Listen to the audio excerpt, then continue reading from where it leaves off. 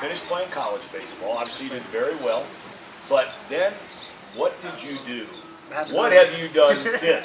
I had to go to the real world, had to get a job, wait for opportunity. So I did mental health. I was a mental health technician for about 3 years, from 2018 to 2021. So you're getting up every morning, right? And you're getting up at 6, 7 o'clock in the morning. I work 3 to 11. In the mornings, I'm training for baseball. So from about 9 o'clock to about 2 o'clock, I'm training for baseball. Then I go to work from 3 to 11, and I get up and go to work every day. So I do that for 3 years until I got a chance to land the buyout, and I signed from there for the next 11. So though you said you were continuing to pitch, even in as many leagues as you could find, right? Exactly. What kind of competition was that? What's some of the stuff you saw in those leagues? So one league, the Lehigh Valley League, that was a lot of kids that were fresh out of college. I also played in the Mark Ingram League. Those are a lot of guys that are probably 30 and older, or 25 and older, that probably played professional baseball. Most of them are former pros. And a couple other leagues, I just played a couple tournaments and things like that whenever they needed me. But just pitching probably twice a week, starting twice a week. So you've never given up, and you still haven't given up on this dream? No shot. My mentor, President Wiltbank, he taught me if it's for you, you got to do what you need to do to make it happen. If I can breathe, I can make it happen. I'm not stopping until I stop breathing. Have you ever been to Montana before? No, this is my first time. How was it?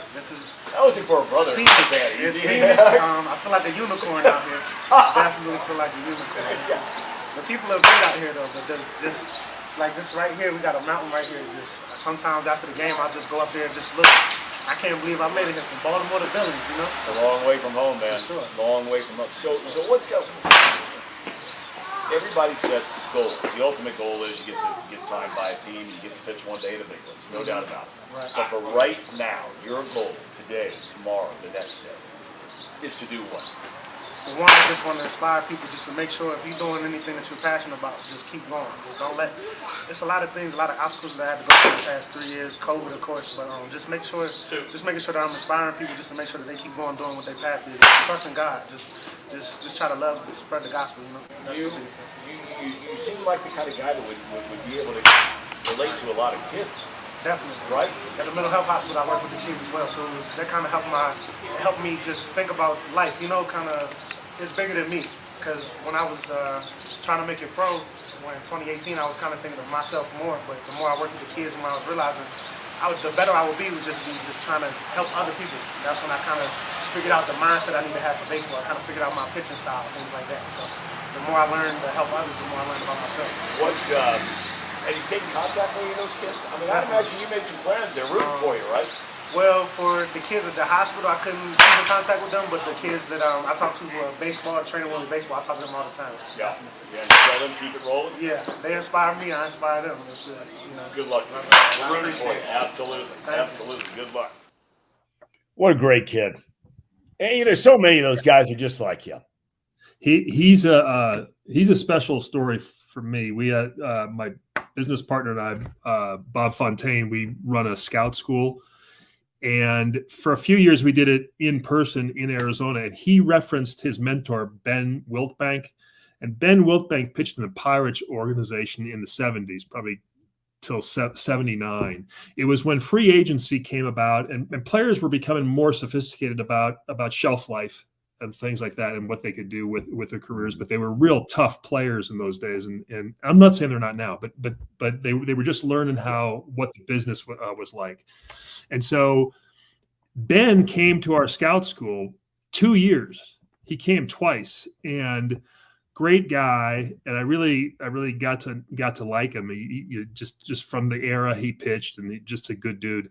And he said, I'm working with some guys, and he said he was impressed with a couple of the guys that he's working with. So I said, well, you can get them to tryouts. And I'm thinking about the Pioneer League or the Atlantic League or the Frontier League or the Pecos League. And I said, when we're done here, we'll get together and I'll get him into some tryouts. I'll get somebody into some tryouts.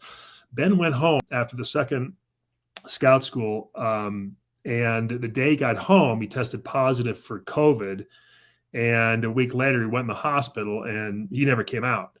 And so I spent a lot of time talking to his wife, Juanita, and we figured out who he was talking about. it took me a while to track down this young fellow's name, because I had to kind of piece it together with her, but she got to it pretty quickly and got me in touch with Darian, and he went to the tryout. The best I could do for him was get him into a tryout. So we got him into the Atlantic League tryout, and he signed with an Atlantic League team. I don't know how he got to Billings, but this kid's a special story. And I'll tell you, you touched on something, Tom or Joe. One of you touched on it earlier, that these young guys, they may not always end up playing, but they may end up doing something in baseball. Mm-hmm. And this is one of those guys. I hope he goes to the big leagues, but if he doesn't, I hope somebody has enough smarts to hire this guy, because he's got a great background to bring into a minor league system to deal with young kids. Because listen, man, I'm telling you, you bring in so many young kids, we're not ready for them all. We're not ready for all the personality issues or the difficulties kids go through. This kid's a special kid for me. Yeah, I really enjoy getting a chance to meet him, and I can't wait to see him later this summer when we go back out there. All right, let's shift gears.